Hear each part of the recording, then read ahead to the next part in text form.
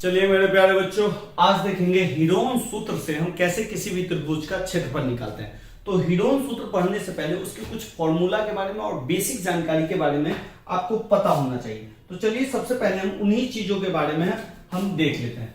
जैसे देखिए, ये मान लेते हैं कि कोई त्रिभुज है, तो इस त्रिभुज के इस वर्टेक्स को हम नाम दे देते हैं ए, इस वर्टेक्स का नाम हम दे देते हैं बी और इस वर्टेक्स का नाम दे देते हैं हम सी। अब एक चीज ध्यान रखिएगा कि ए के सामने वाला साइड, ए के सामने में ये साइड है तो इसको हम बोलेंगे स्मॉल ए। क्या बोलेंगे हम? स्मॉल ए। बी के सामने वाले साइड को हम क्या बोलेंगे बच्चा पार्टी? तो बी के सामने वाले साइड को हम बोलेंगे स्मॉल बी। और सी के सामने वाले साइड कौन है? ये है ए बी, तो इसको हम क्या बोलेंगे? तो स्मॉल सी बोलेंगे। इस चीज को पहले समझिए, ए के सामने वाले को ए बोलेंगे, बी के सामने वाले को बी और सी के सामने वाले को सी।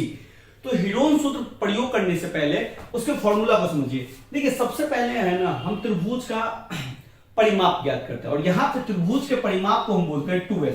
तो अगर हम त्रिभुज का परिमाप लिखें तो त्रिभुज का परिमाप बराबर क्या होगा? किसी भी चीज का परिमाप का मतलब होता है जितने भी साइड है उसको जोड़ दीजिए। तो त्रिभुज के कितने साइड है बच्चा पार्टी? तो आप कहेगा भैया 3 साइड है। 3 साइड कौन कौन है? एक है आपका बीसी, एक है एसी और एक है एबी। तीनों साइड को जोड़ दीजिए। अगर मैं इस तीनों साइड को जोड़ूं तो सिंपल में बोल सकता हूं ए प्लस बी प्लस सी, ये हो गया तीनों साइड। ध्यान रखिएगा कि त्रिभुज के परिमाप को हम लोग 2s बोलते हैं। क्या बोलते हैं? 2s। तो 2s बराबर क्या हो गया? a प्लस बी प्लस सी।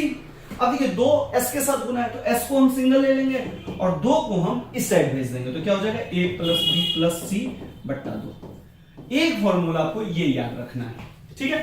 अब दूसरा होता है त्रिभुज का क्षेत्रफल।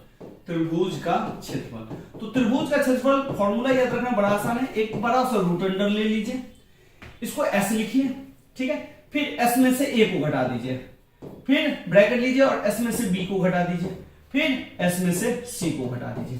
ये हो गया आपका क्षेत्रफल। तो ये दो फॉर्मूला हम चलेंगे लेके और इससे निकालेंगे हम त्रिभुज का क्षेत्रफल। ध्यान रखिएगा कि त्रिभुज का क्षेत्रफल इसी फॉर्मूला को कहा जाता है हीरोन सूत्र। और ये भी ध्यान रखिएगा आप लोग कि त्रिभुज का क्षेत्रफल हीरोन फॉर्मूला से तभी निकलेगा जब इसके 3 साइड गिवन हो या परिमाप दिया हो और 2 साइड गिवन हो। तो डिफरेंट सिनेरियो बनते हैं। तो सबसे पहले हम पहला क्वेश्चन देख लेते हैं कैसे होगा। अब जैसे देखिए एक क्वेश्चन दिया हुआ है जिसमें दिया हुआ है a बराबर 5 सेंटीमीटर, b बराबर दिया है 12 सेंटीमीटर और c बराबर दिया है बच्चा 13 सेंटीमीटर। तो एक त्रिभुज ले लीजिए, पहले लीजिए, ये एक त्रिभुज हो गया। अब देखिए इसका अगर नामकरण करना है तो आप कुछ भी नामकरण कर सकते हैं। इसको a दे दीजिए, इसका नाम b दे दीजिए, इसका नाम c दे दीजिए।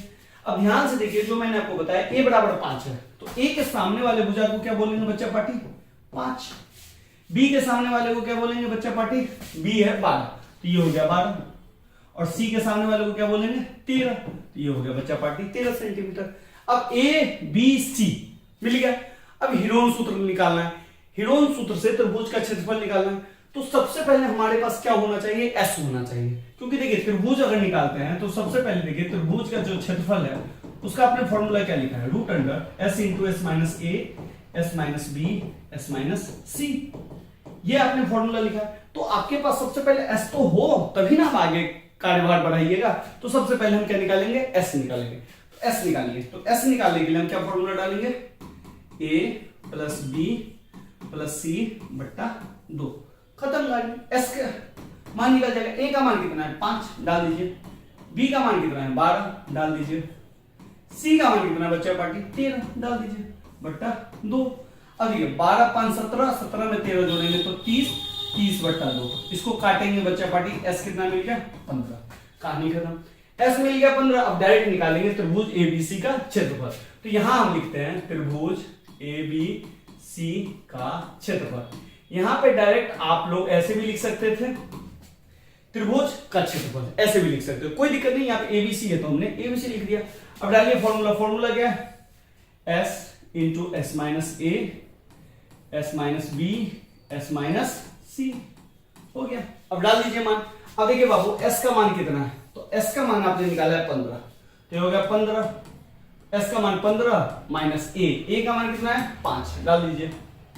b का मान कितना है? तो 15 माइनस 12 और सी का मान कितना है, तो 15 माइनस 13 डाल दिए, कहानी खत्म। अब चल दिया आगे, चलिए अब देखिए 15 में से 5 घटेगा तो कितना आएगा 10।